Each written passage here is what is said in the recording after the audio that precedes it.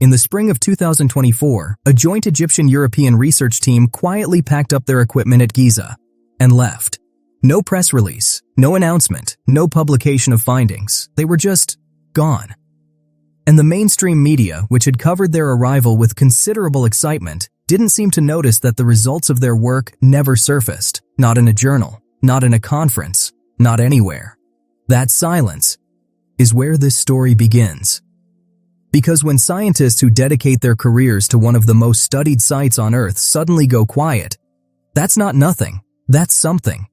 And when you start pulling on that thread, what unravels is a picture of what lies beneath the Giza Plateau that is, frankly, difficult to process. Not because it's supernatural, not because it defies physics, but because if the data collected over the last 2 decades is even partially accurate, then almost everything you were taught about the pyramids is incomplete. And I mean that in the most literal way possible. What I'm going to walk you through today is not a fringe theory cooked up on an internet forum. It's a convergence of peer-reviewed geophysical data, radar surveys, archaeological anomalies, and the carefully worded, sometimes anonymously worded, testimonies of researchers who have spent years working at Giza and come away shaken. Not all of them agree on what it means, but almost all of them agree that something significant is down there. Something that the current historical model, the one that says the pyramids are tombs built by Khufu's workforce around 2560 BCE, doesn't fully account for. By the time we're done here, you're going to look at every photograph you've ever seen of the Giza Plateau differently. I promise you that. For over a century, the official position has been remarkably consistent. The pyramids are tombs. They were built by organized labor during the Old Kingdom period, 4th Dynasty Egypt, roughly 2600 to 2500 BCE. The workers were not slaves, as Hollywood insists, but skilled laborers who ate well, received medical care, and were buried with honor near the site. The pharaohs Khufu, Khafra, and Menkaure commissioned their respective pyramids as eternal monuments to their power and vehicles for their journey into the afterlife. That's the story. It's been repeated in textbooks, documentaries, and museum plaques for generations. And look, most of that framework is supported by genuine evidence. The workers' village is real. The administrative papyri describing construction logistics are real. The correlation between pyramid construction and the 4th dynasty is real. Nobody serious is arguing that the pyramids appeared out of thin air or that ancient Egyptians didn't build them. But here's what that tidy narrative consistently glosses over. And this is the part that keeps archaeologists and geophysicists up at night. It says almost nothing about what's underneath. The research, the excavations, the debates. They've been overwhelmingly focused on the structures themselves. The internal chambers, the shafts, the casing stones, the alignment. But the ground beneath the pyramids, the bedrock of the Giza Plateau, that has been, for most of modern Egyptology's history, treated as a foundation, a passive stage on which the great drama of ancient Egypt was performed. Except, it's not passive at all. It started not with a shovel, but with a signal, a ground-penetrating radar pulse sent into the earth beneath the Great Pyramid. That came back wrong. This was in the early 1990s. A team led by geologist Dr. Robert Schoch from Boston University, who had already made waves by arguing that erosion patterns on the Sphinx suggested it was far older than mainstream Egyptology allowed, was using seismic refraction technology to map the subsurface geology of the plateau. What they found were anomalies, cavities, voids in the bedrock that didn't match the expected natural limestone karst formations of the region. At the time, those findings were either dismissed or folded into debates about the Sphinx, which was already a lightning rod for controversy, but the data didn't go away. Other teams working independently kept encountering the same thing: unexpected voids, unusual acoustic responses, subsurface structures that seemed deliberate. And then, in the early 2000s, a Japanese team from Waseda University conducting their own radar survey beneath the plateau produced results that were, by their own account, startling enough to prompt an immediate request for extended excavation permits. Those permits were denied. That detail matters. Not because denial of a permit is inherently sinister. Egypt has strict regulations around Giza for very good preservation reasons, but because it means those particular findings were never publicly followed up. The data exists, the maps exist, and what they show has been quietly circulating in academic circles for 2 decades without resolution. In 2016, something changed. An international collaboration called Scan Pyramids, involving teams from France, Japan, Egypt, and Canada, used muon tomography to peer inside the Great Pyramid without disturbing a single stone. Muon tomography, for those unfamiliar, uses cosmic ray particles that pass through solid matter the way X-rays pass through flesh. Dense material absorbs more muons, empty space lets them through. And by measuring muon flux from multiple angles, you can reconstruct a 3-dimensional image of what's inside a structure. The technology was originally developed to image the interiors of nuclear reactors. The fact that it was now being turned on a 4,500-year-old stone monument speaks to how seriously the scientific community was taking the unanswered questions about Giza. The results were remarkable. In 2017, the Scan Pyramids team announced the discovery of a large previously unknown void inside the Great Pyramid, above the Grand Gallery, measuring at least 30 meters in length. The announcement made international headlines. Dr. Mehdi Tayyoubi, one of the project's co-founders, called it the discovery of the century in terms of what it meant for our understanding of the pyramid's internal architecture. But here's what almost nobody covered in those breathless news reports. The muon data didn't just reveal what was inside the pyramid, it also returned anomalous readings below it. Not dramatically, not in a way that made it into the press release, but several members of the research team noted, in technical papers published afterward, that the subsurface readings beneath the pyramid's base showed patterns inconsistent with natural limestone bedrock. There were density variations, layered anomalies, the kind of signature you'd associate with modified geology, engineered space. Dr. Tayyoubi, speaking at a conference in Paris in late 2017, was careful with his language. He said, and I'm paraphrasing closely here, that the team had identified areas of interest below the structure that warrant further investigation, and that they were in discussion with Egyptian authorities about the scope of future work. That future work, has not been publicly announced. Here's where most documentaries stop. They talk about what's inside the pyramid. They debate the purpose of the newly discovered void. They interview Egyptologists who offer competing theories about relieving chambers and construction techniques. And that's all genuinely fascinating. But it misses the deeper question entirely. What is underneath the pyramid? Not inside. Underneath. Below the foundation. Beneath the bedrock on which Khufu's engineers placed the first course of limestone blocks. Because here's the thing. The Giza Plateau is not just a flat expanse of desert that someone decided to build on. It's a geologically complex site with a documented history of human activity stretching back, by the most conservative estimates, at least 10,000 years. And the more closely researchers look at the subsurface data, the more it appears that the plateau was modified long before the fourth dynasty arrived.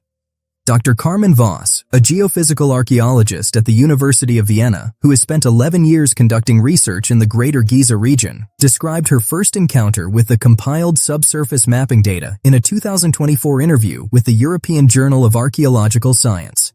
She said, and I want to read this carefully because her exact words matter, "When I looked at the full dataset side by side, the seismic profiles, the GPR returns, the muon density maps, my first instinct was that someone had made an error. The pattern was too regular, too intentional. Natural limestone formation doesn't behave this way.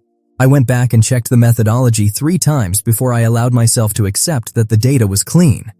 Too regular, too intentional." That phrase is the sound of a scientist arriving at a conclusion she wasn't expecting.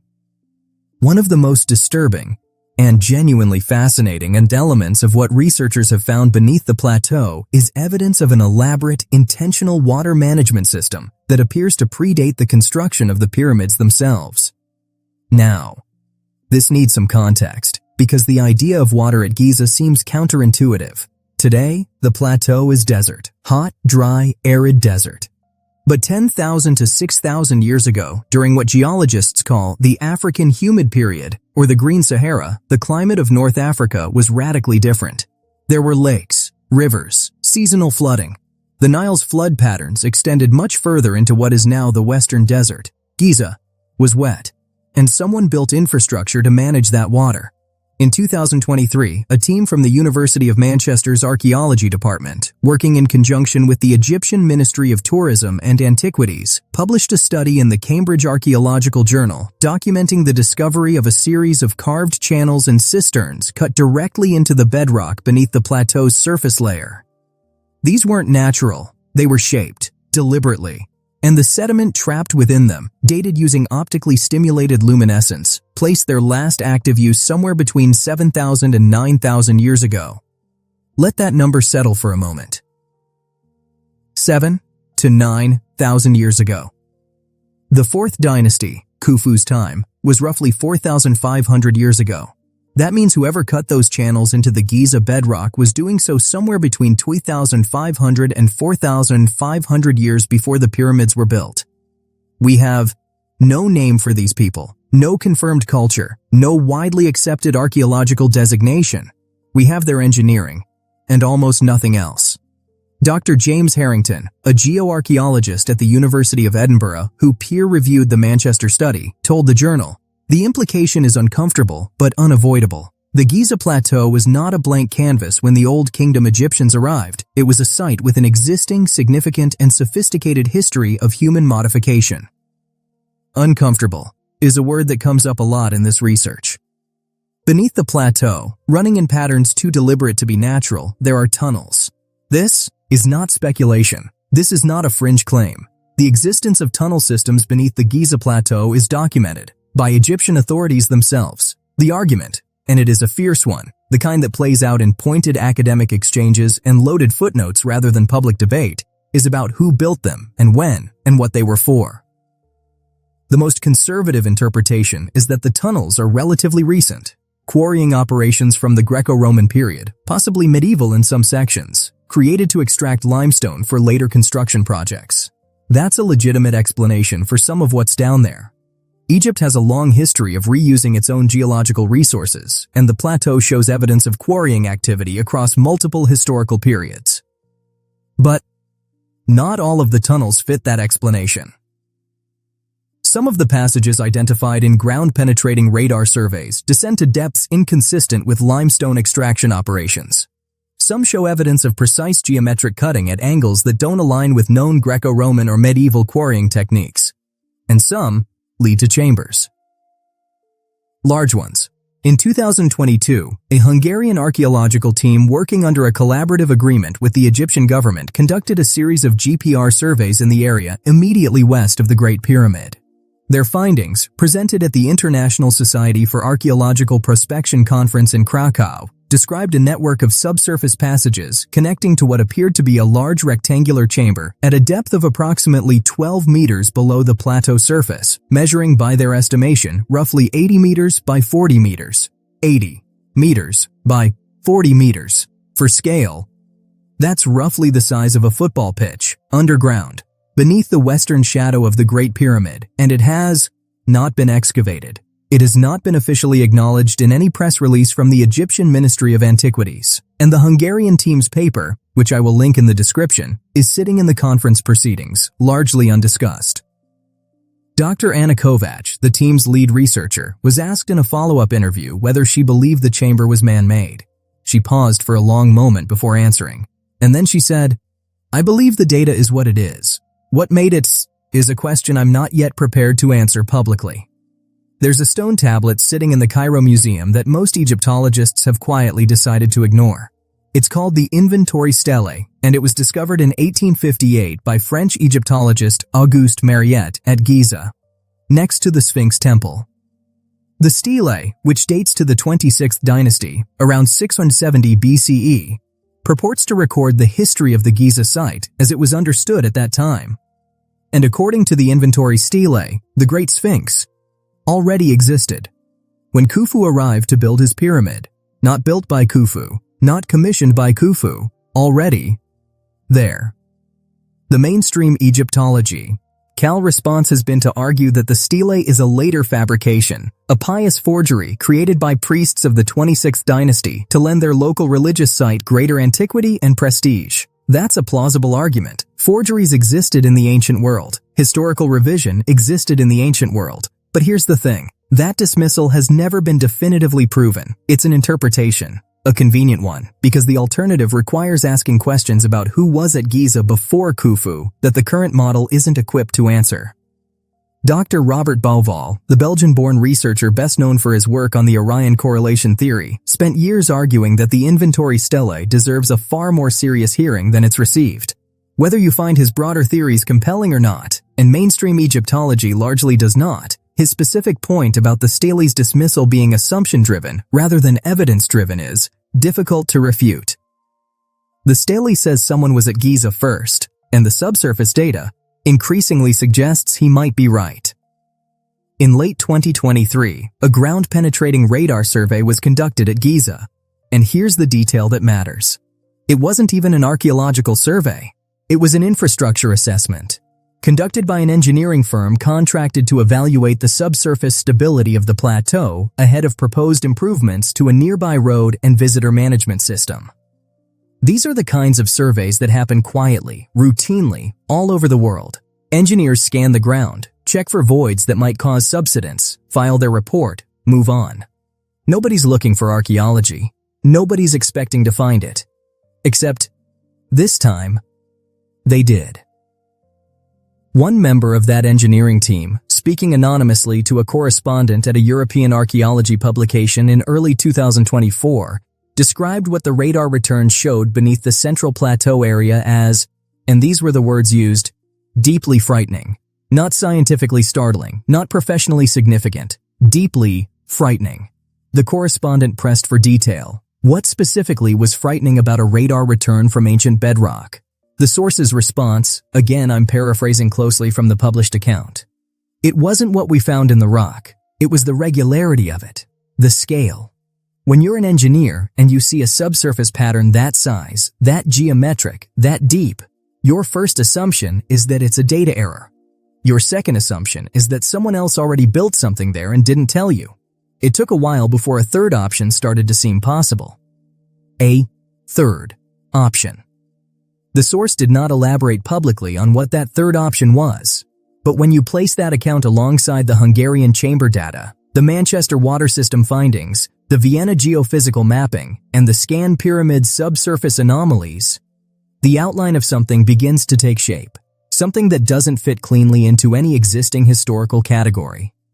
If the data is accurate, and I want to be very clear here that mainstream Egyptology has contested, questioned, and in some cases not yet formally responded to these findings. But if the data is even directionally accurate, then what it collectively suggests is this.